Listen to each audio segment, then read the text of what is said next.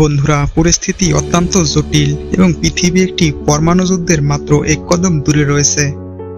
আর এই কথা আমি বলছি না, বর্তমান পৃথিবীর দুইটি সুপার পাওয়ার রাশিয়া এবং আমেরিকা এই কথা স্বীকার করে নিয়েছে। আমেরিকার নেতৃত্বে ন্যাটো তার পরমাণু অস্ত্রগুলো রাশিয়ার সীমান্তে মোতায়েন শুরু করেছে।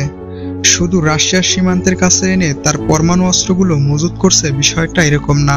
রাশিয়ার সিকিউরিটি সার্ভিসের প্রধান রয়েছেন, তিনি তার বক্তব্যে বলেছেন ন্যাটো তার সীমান্তের কাছে পারমাণবিক অস্ত্র দিয়ে আঘাত হানার প্রশিক্ষণ নিচ্ছে।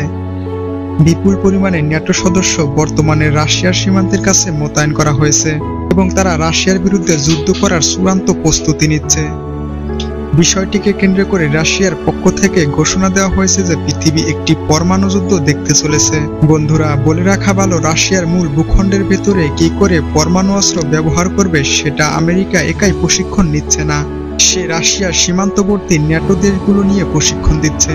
এদিকে রাশিয়াও তার বহরে থাকা পরমাণু অস্ত্র নিয়ে ইউক্রেন এবং আরো কয়েকটি ন্যাটো সদস্য দেশের সীমান্তের কাছে মহড়া দিয়েছে। 1965 সালের পর এবারের প্রথম ন্যাটো এবং রাশিয়া পরমাণু অস্ত্র নিয়ে সীমান্ত এলাকায় একে অন্যের বিরুদ্ধে দাঁড়িয়ে রয়েছে। পৃথিবীর এমন পরিস্থিতি অনেকদিন ধরে দেখেনি বিশ্ববাসী। একদিকে যখন রাশিয়ার সীমান্তে ন্যাটোর সঙ্গে রাশিয়ার উত্তেজনা বাড়ছে, সে অবস্থায় এসে উত্তাপের আগুনে ঘি ঢেলেছে ইউরোপীয় ইউনিয়ন। তারা একটি গুরুত্বপূর্ণ এবং অত্যন্ত ভয়ঙ্কর সিদ্ধান্ত নিতে যাচ্ছে।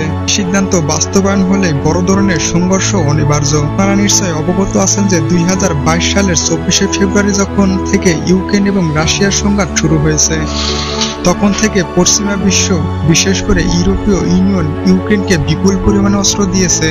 বহরের আধুনিক মিসাইল, আধুনিক বিভিন্ন অস্ত্র রয়েছে, সে সকল কিছু তারা ইউক্রেনকে দিয়েছে। তবে এই অস্ত্র দেওয়ার ক্ষেত্রে একটা শর্ত ছিল। সে শর্তটা হলো পশ্চিমা বিশ্বের, বিশেষ করে ইউরোপীয় ইউনিয়নের সকল অস্ত্র কোনোভাবেই রাশিয়ার মূল ভূখণ্ডের বিরুদ্ধে ব্যবহার করা যাবে না। 2014 সাল এবং 2022 সালে রাশিয়া ইউক্রেনের যে সকল এলাকা জবরদখল করেছে, সে সকল এলাকা পুনরায় দখল করার জন্য এ সকল অস্ত্র রাশিয়ার বিরুদ্ধে ব্যবহার করা যাবে। রাশিয়ার মূল ভূখণ্ডের ভেতরে কোনোভাবেই এই অস্ত্র ব্যবহার করা যাবে না। এর সঙ্গে লিখিত চুক্তি রয়েছে ইউরোপীয় ইউনিয়ন এবং আমেরিকার মধ্যে। চুক্তি থেকে ইউরোপীয় ইউনিয়ন এখন সরে আসছে।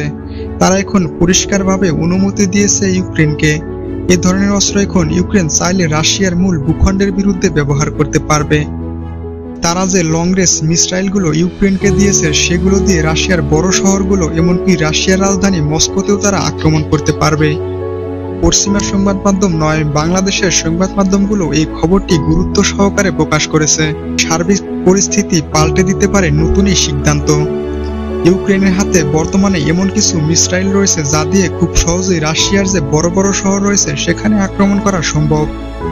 আপনারা নিশ্চয়ই অবগত আছেন যে রিসেন্টলি আমেরিকা তার যে 300 থেকে 700 কিলোমিটার দূরপাল্লার মিসাইল রয়েছে, সেটা গোপনে ইউক্রেনকে ডেলিভারি দিয়েছে এবং এই মিসাইল ব্যবহার করে বড় ধরনের সাফল্য পেয়েছে ইউক্রেন। অন্ততপক্ষে 2 বার ইউক্রেন নতুন এই মিসাইল ব্যবহার করেছে। দখলকৃত জমি যা রাশিয়ার হাতে রয়েছে, সেখানে রাশিয়ান সেনাদের উপর তারা আক্রমণ করেছে। এক্ষেত্রে কিন্তু তারা সফল হয়েছে। সবগুলো মিসাইল রাশিয়ার আকাশ প্রতিরক্ষা ব্যবস্থা প্রতিহত করতে পারেনি। কিছুদিন পূর্বে রাশিয়ার আকাশ প্রতিরক্ষা ব্যবস্থা S-400 প্রতিরক্ষা ব্যবস্থাকে সফলভাবে ফাঁকি দিয়ে রাশিয়ার ক্রিমিয়ার একটি সেনাঘাঁটিতে আক্রমণ করেছিল ইউক্রেন। কিন্তু অনেকেই মনে প্রশ্ন আসতে পারে, রাশিয়ার কাছে S-400 মতো উন্নত আকাশ প্রতিরক্ষা ব্যবস্থা রয়েছে, তাহলে ইউক্রেন এই ধরনের মিসাইল ব্যবহার করে কিভাবে আক্রমণ করলো?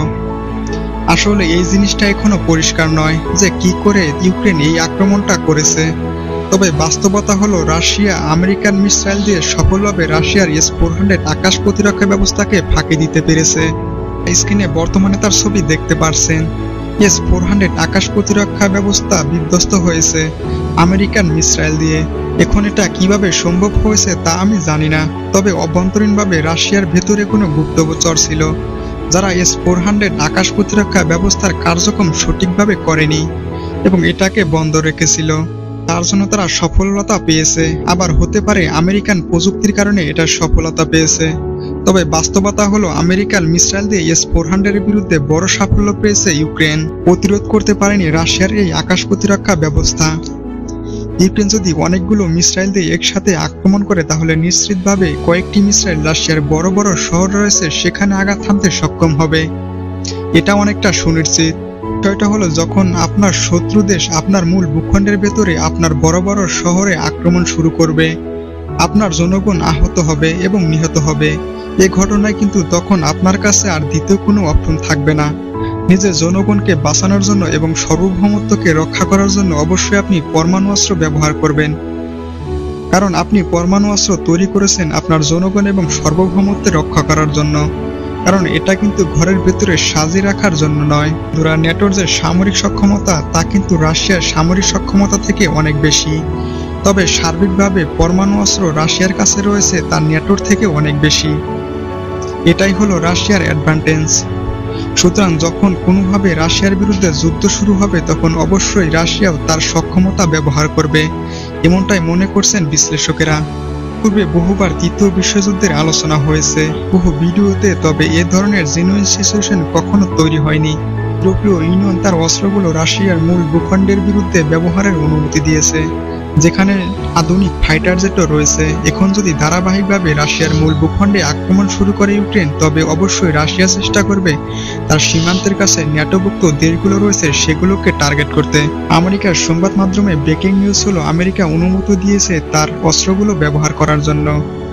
আমেরিকার বিখ্যাত সংবাদ মাধ্যম পলিটিকো এবং সিএনএন এই খবর প্রকাশ করেছে। তারা ইউক্রেনকে অনুমতি দিয়েছে রাশিয়ার কয়েকটি ভূখণ্ডের টার্গেটকে আক্রমণ করার জন্য, এবং সে টার্গেট নির্ধারণ করে দিয়েছে আমেরিকা। যে কোনো মুহূর্তে এই আক্রমণগুলো শুরু হবে। যদি তারা এটা করে তাহলে তৃতীয় বিশ্ব বেঁচে যেতে পারে।